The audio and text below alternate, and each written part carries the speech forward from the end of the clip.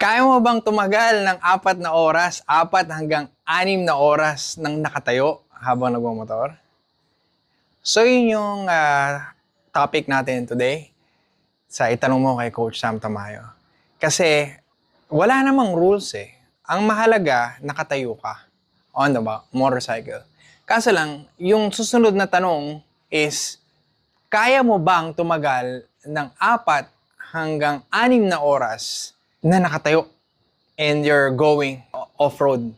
For instance, karera yan, enduro cross, cross country, motocross. Yun yung tanong.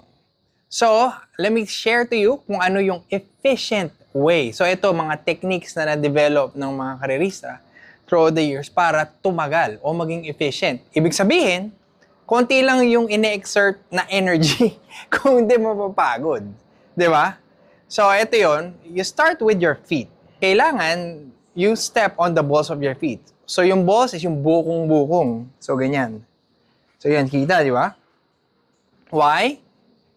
Kasi gusto mo gumalaw yung iyong ankles. So, you have 4 to 6 inches more of movement.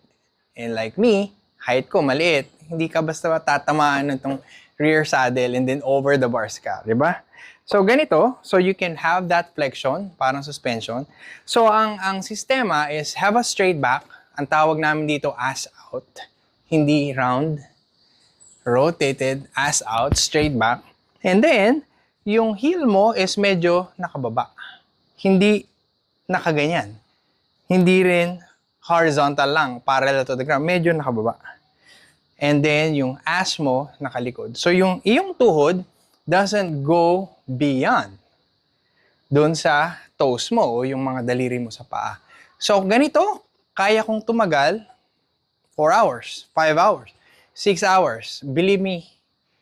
And ito yung tinatawag na efficient way ng nakatayo. Walang tulak dito, walang hila. However, ang problema is when you're gassing or when you're braking.